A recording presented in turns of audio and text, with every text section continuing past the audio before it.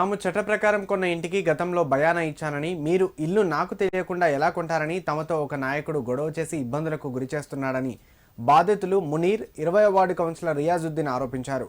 ఆర్టీసీలో పనిచేసి రిటైర్మెంట్ అయిన మునీర్ అనే వ్యక్తి రిటైర్మెంట్ అయిన తర్వాత వచ్చిన డబ్బులతో సిద్దిపేట అంబేద్కర్ నగర్లో ఒక పాత ఇంటిని కొనుగోలు చేశారు. అయితే అదే ఇంటిని నేను గతంలోనూ కొనుగోలు చేశారని, అడ్వాన్స్ కూడా ఇచ్చారని ఓ నాయకుడు ఇంటి ముందుకు వచ్చి గొడవ చేశారని బాధితులు ఆరోపించారు. ఈ విషయంపై టూ టౌన్ పోలీసులకు ఫిర్యాదు చేస్తే వారు రావడంతో గొడవ సద్దుమణిగిందని తెలిపారు.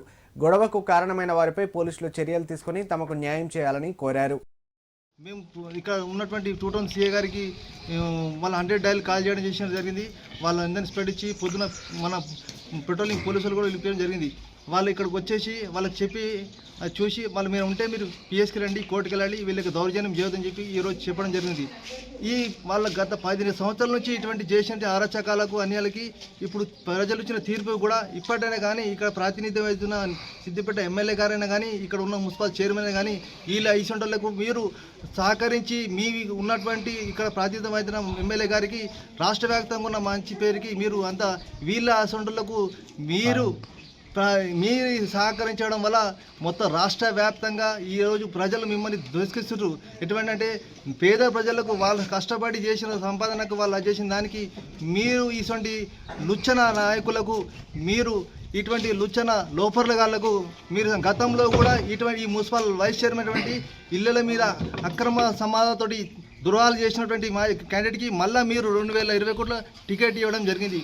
ఇప్పటికైనా మీరు పేద ప్రజలు పనిచేసేటోళ్లకు మీరు చూసి పనిచేస్తారని ఈ సభాముఖంగా నేను చెప్తున్నా.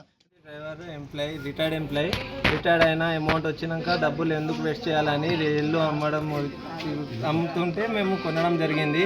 దాంట్లో అత్తర్ పటేల్ బయానా ఇచ్చాడట. అది 2 ఇయర్స్ కూడా అయిపోయింది. మాకు తెలియదు. మునీర్ పాషా అని పేరు మెన్షన్ ఉండే దాంట్లో. అతనికి కాల్ చేశాము, కాల్ లిఫ్ట్ చేయలేదు. మరి మా అడ్వకేట్ సార్కి అడిగితే కొనొచ్చు మీరు అని చెప్తే ఆ ఇల్లు మేము కొనడం జరిగింది. కొన్న తర్వాత వేరే ఇంట్లో ఉన్న ఇంటి మీదకి వచ్చి దాడి చేయడం జరిగింది అత్తర్ పటేల్. దానివల్ల పోలీస్ స్టేషన్ పోయాము. ఇక్కడికి వస్తే ఇక్కడ వచ్చి నేను రౌడీరా, మీకు చంపేస్తా, రోడ్డు మీద ఎట్లా తిరుగుతారాను నేను చూసుకుంటా అని 30-20 మందికి తీసుకొని రావడం.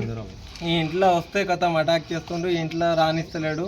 ఈ ఇల్లు నాది అంటుండు, ఉండనిస్తలేడు. ఈ ఇంట్లో వస్తే ఇప్పటిదాకా మీరు మీడియా వాళ్ళు రాకముందు 30-40 మందితోటి బయట ఉండే మీడియాకి చూసి ఇప్పుడే అటు వెళ్ళిపోవడం జరిగింది.